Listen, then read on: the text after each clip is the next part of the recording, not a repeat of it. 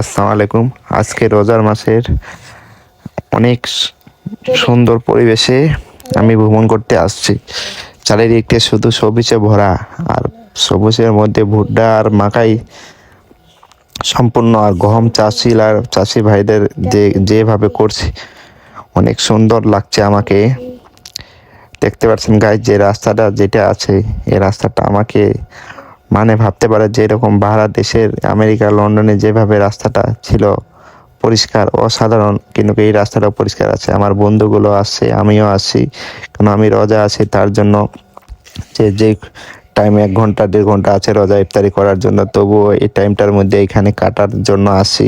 আমার বন্ধুগুলো যে 4-5টা আসছিল ওরাও রোজা আছে, সম্পূর্ণ রোজা আছে।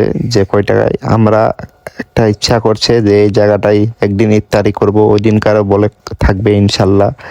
আপনারা যারা যারা রোজা ধরছেন, যারা এরকম মাঠ থাকে সম্পূর্ণ চাষি ভাইদের যে গম চাষ করছে, মাকাই চাষ করছে, সেইটা ভ্রমণ করতে যাও, অনেক সুন্দর লাগবে। চারিদিকে সবুজ হাওয়াটা গায়ে লাগবে, তো মোটামুটি অনেক সুন্দর লাগবে। আপনারা দেখতেই তো পারছেন আমার ব্লগটা অসাধারণ লাগছে সম্পূর্ণ। আমি ক্যামেরাম্যানকে বলছি যে ক্যামেরাটা মাঠের মধ্যে দেখাও, অনেকটা বড় মাঠটা আছে, সেই মাঠটা দেখাও ক্যামেরাম্যানকে বলছি। দেখতে পাচ্ছেন গাইস, অসাধারণ মাঠ। এটা মাঠ ভাবতে পারো শুধু গম চাষ করে, সম্পূর্ণ বেশিরভাগই গম চাষ। দেখতে পাচ্ছেন গাইস রাস্তাটা, এই গমের যেটা ডানাগুলো নিয়ে আসছে ওই ডানাটা দেখাবে। দেখতে পাচ্ছেন এই ছেলেটা ট্রেনে নিয়ে আসছে। তো গাইস আপনারা বলবেন কমেন্টে যে কিরকম যে মাঠটা লাগলো। এটা সম্পূর্ণ চাষি ভাইদের পরিশ্রমের মাঠ।